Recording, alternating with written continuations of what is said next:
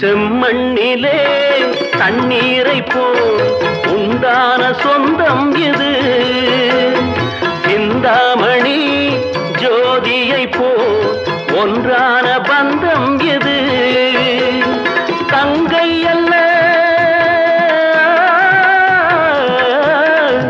தங்கை அல்ல தாயானவள், கோடி பாடல் நான் பாட பொருளானாள்.